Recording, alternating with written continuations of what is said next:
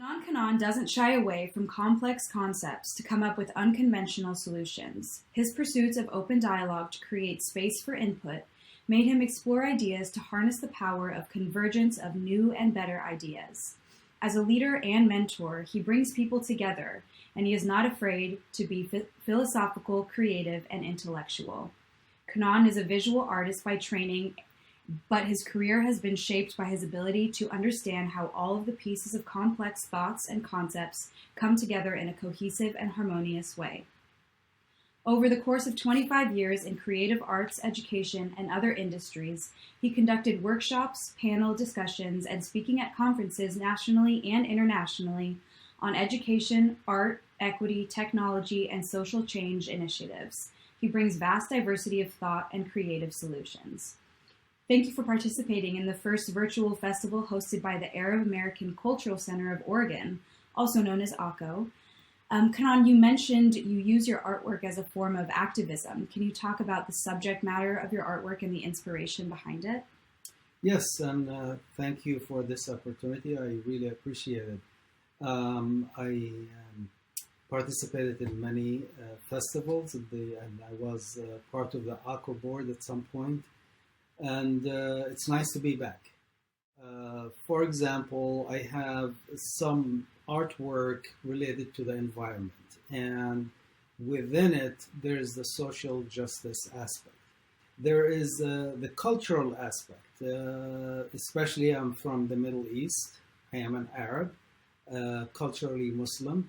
So I have all that shows in my artwork. And since September 11th, Muslims have been under attack constantly with racism, biased, all the above. With that said, I try to work and express my feelings and my thoughts on the cultural aspect and who the Arabs are, who the Muslims are.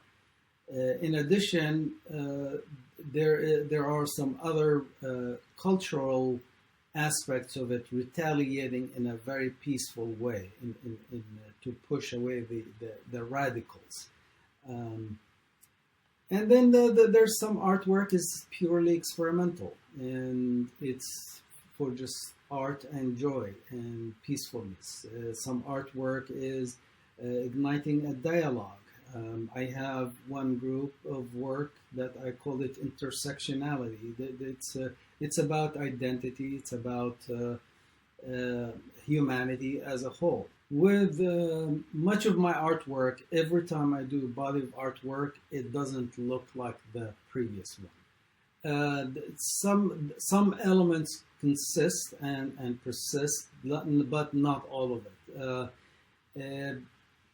So I choose the topic, and or the topic chooses me, and then I start thinking about it. It takes like a period of time, like getting pregnant with the idea, and it rotates in my head, and keep living with it, and it takes a long time for it to evolve.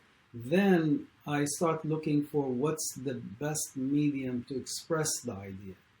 And what's the best approach? What's the best format? Then it all comes together, and at the end, it becomes the production. The idea is to address the environmental issues, the styrofoam that we use excessively everywhere as a symbol of consumption.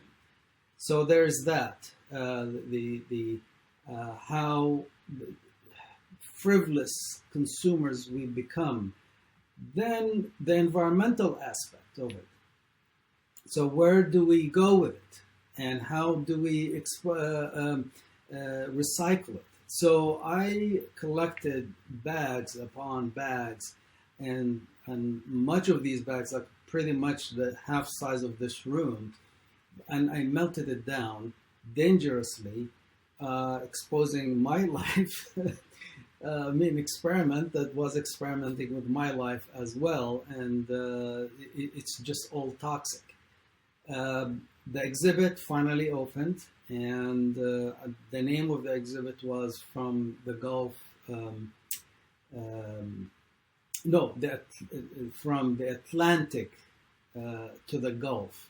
The whole exhibit kind of gruesome. Uh, it was shut down because people couldn't tolerate the smell of it. But they can go to uh, nail salon and they can tolerate that, which is, according to OSHA, what they said that according to their measurement, that it was not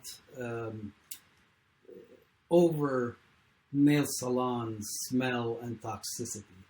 But I proved the point that people just kind of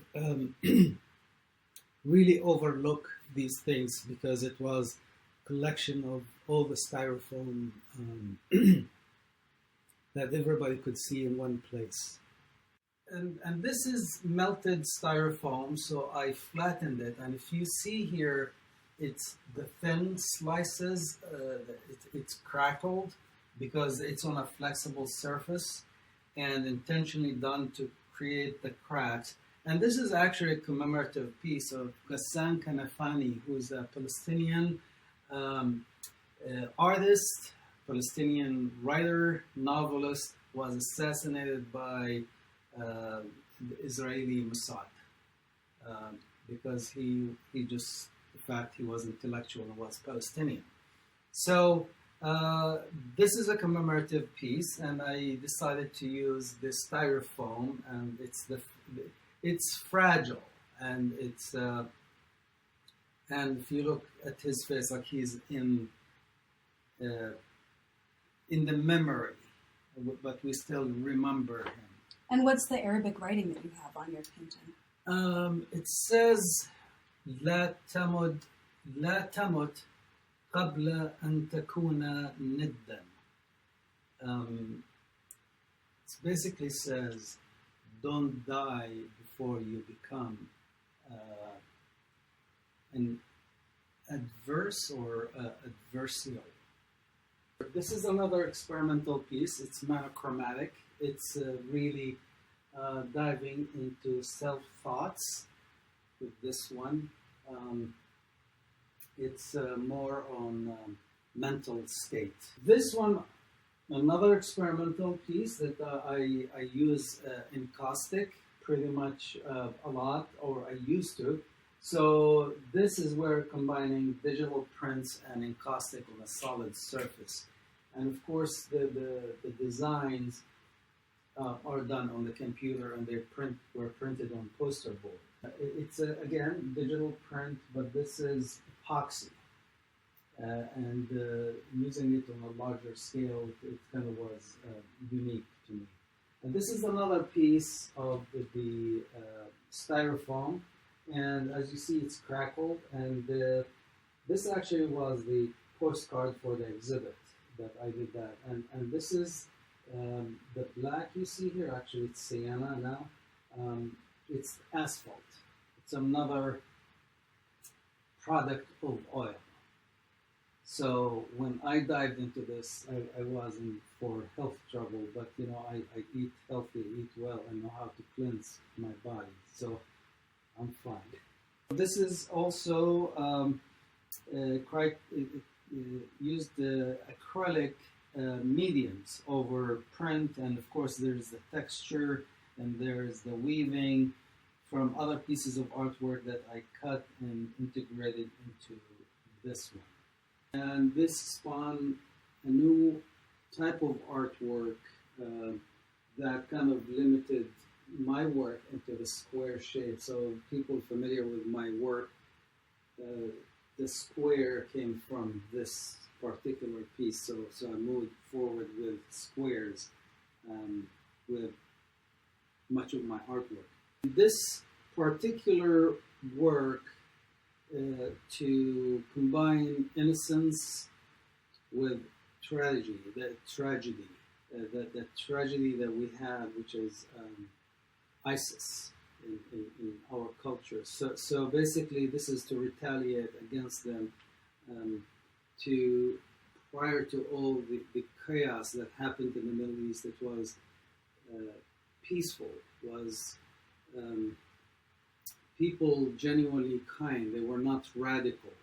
They were radicalized after 1991, the war in Iraq. So this is kind of bringing the memories to that period where it was really calm, and we didn't have any of these invented groups supported by outsiders.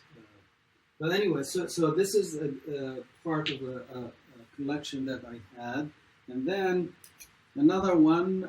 This is also in the 90s. Another experiment with oils and making it thin on wood and just playing with it. It's personal, and this group belongs to Nostalgia. And I have that one also belongs to Nostalgia. This one, part of the first that you saw, the blue, the state of mind, and this group, the experiment with thin layers of oil and figuring out the cultural aspect and identity at the same time.